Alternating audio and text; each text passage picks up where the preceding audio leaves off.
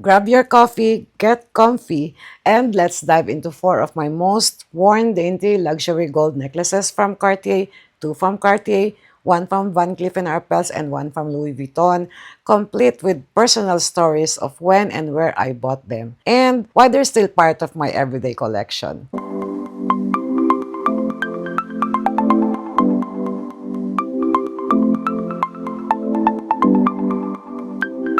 Hi loves! Welcome back to the channel, or if you're new here, I'm so glad you found me. This space is all about luxury, fashion, and lifestyle, and today's video is all about one of my favorite topics, fine jewelry investments that actually fits into your everyday wardrobe. So, let's get into the luxury details.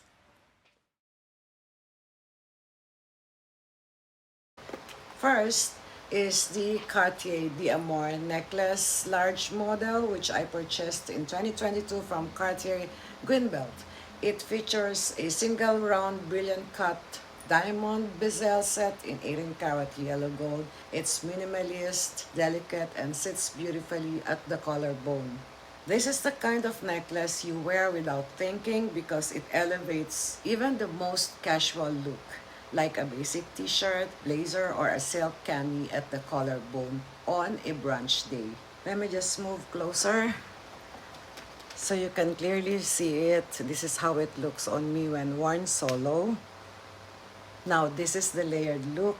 It's very beautiful, simply gorgeous. I'm not sure if you can see how sparkly this is, but in person, it's really shiny. I love to stock or layer this with the Cartier Love pendant necklace to keep the stock polished and consistent. It's the perfect entry point into Cartier's fine jewelry if you're starting your collection. It's chic, subtle, and it adds just enough sparkle to your daily look. Although the chain is quite thin, its high-quality construction and durable design makes it a worthwhile investment for daily use. Note, however, that this can flip. Yeah, it flips. It's a centered necklace and is more likely to happen with the smaller, lighter models due to the chain's thinness. Larger models like this with a more substantial pendant are less prone to flipping because the weight of the pendant makes it more stationary. You must also choose the correct length for your neck. The length is adjustable from 380 to 410 mm, and I like wearing it at 410 mm. Cartier also offers an adjustment service for its jewelry, which may be used for larger adjustments or to modify other aspects subject to feasibility. So this piece has been in my collection the longest. I bought this in 2020 from Louis Vuitton Solaire.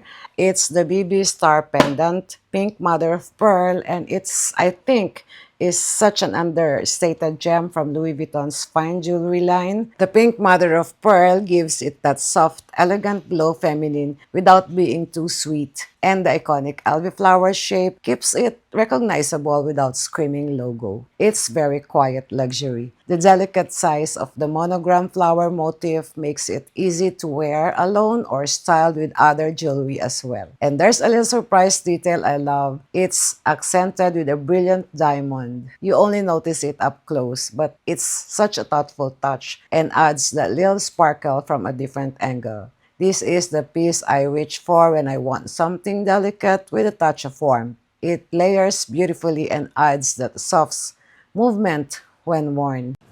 Wow, this is also cute. Very dainty. Very pretty.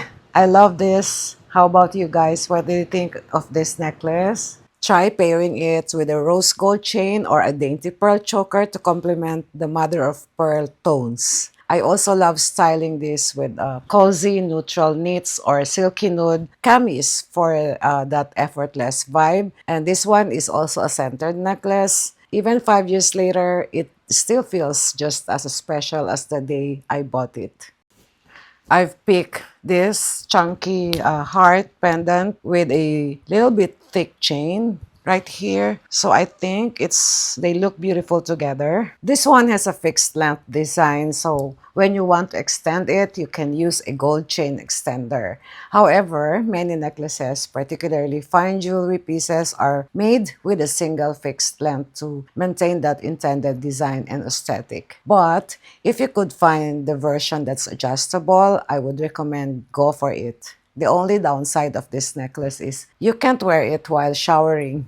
Mother of pearls can be damaged by water, but I don't mind because I wipe it with a soft dry cloth immediately. Removing and putting on the necklace is too much of a hassle. I don't mind if it gets wet. Besides, it's not really noticeable because the mother of pearl is small and it has gold in the center anyway. Love this piece, however. Next up is the VCA Alhambra pendant necklace guilloche in yellow gold, which I purchased in 2023 during a trip to Tokyo. And if you've been following me for a while, you'll know I've had a bit of a love-hate relationship with this piece. When I first got it, I honestly wasn't sure if it was me. The Alhambra motif is so classic and iconic, but it sat in my jewelry case for a while because I just wasn't reaching for it. I even mentioned in a past video that I was a bit turned off because it's one of the most replicated designs in luxury jewelry, so much that it's hard to tell what's real or fake at a glance. So this is how it looks on me when worn solo. It's really sparkly because it reflects the light.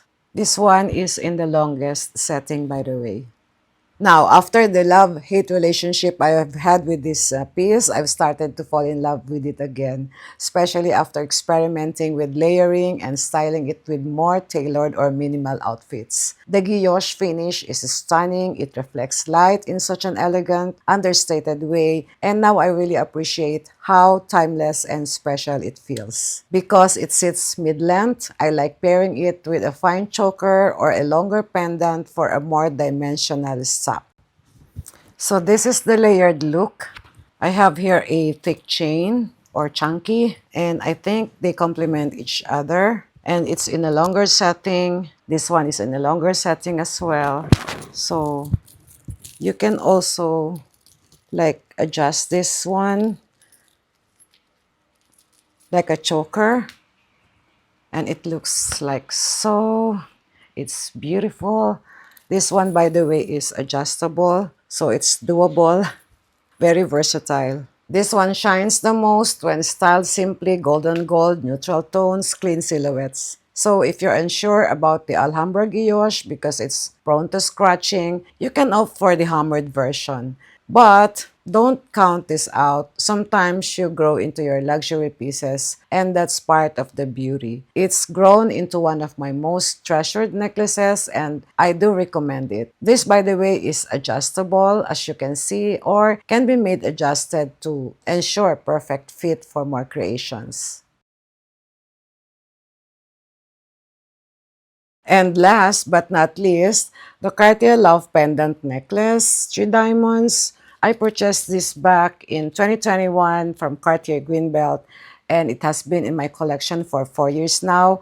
I still love it to this day. It features the iconic Cartier Love motif with 3 bezel set diamonds. The polished disc pendant feels bold yet minimal. It's a fashion-forward piece that works with everything from street-style looks or evening wear. There's also a plain version of this necklace, the one without diamonds, in yellow, pink, white gold. They also have the pave, which is really gorgeous, but I picked these 3 diamonds right here for its simpler, more classic aesthetic and the symbolic meaning often associate with the 3 diamonds, whereas the pave version has a more dazzling all-over sparkle. So this version offers a distinct, elegant look with 3 focal points of brilliance, allowing the iconic design of the pendant to remain the hero. While the pave is fully covered in smaller, numerous diamonds for maximum shine, these love 3 diamonds can hold symbolic meaning such as representing a past, present, and future relationship. And it looks like so. Very elegant. It can be worn alone or stacked. Since this necklace sits lower, I like it as the anchor piece in a stack. I'll wear it with a Cartier D'Amour or a thick choker for a bolder statement. It holds its own beautifully. So this is my Japan gold. It's in 18 karat yellow gold as well. It is called Heart Bees. Length, I guess, is 15 to 16 inches. So while I've added several necklaces to my collection, these are the 4 pieces I genuinely recommend if you're just starting your luxury jewelry journey or looking for timeless, everyday staples to begin your collection. I've actually been growing my fine jewelry collection again, both luxury and non-luxury, after taking a bit of a break from it. For a while, I've shifted my focus to designer handbags, but over the last couple of years, I've found myself drawn back to jewelry, especially now with the price of gold continuing to rise.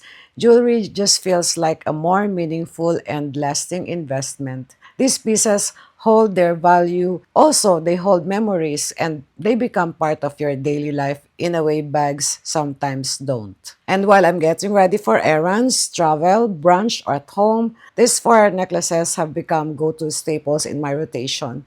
They're personal, versatile, and they always elevate whatever I'm wearing. I always say luxury should feel like an extension of you, not something you only save for special occasions. And these pieces really reflect that. They move with you, layer beautifully, and evolve with your personal style. Let me know in the comments which necklace would you start with, or do you already own one of these and feel the same way? Subscribe for more luxury fashion. Don't forget to like, hit the notification bell for more videos. Thank you so much for watching, and I'll see you in the next one. Bye!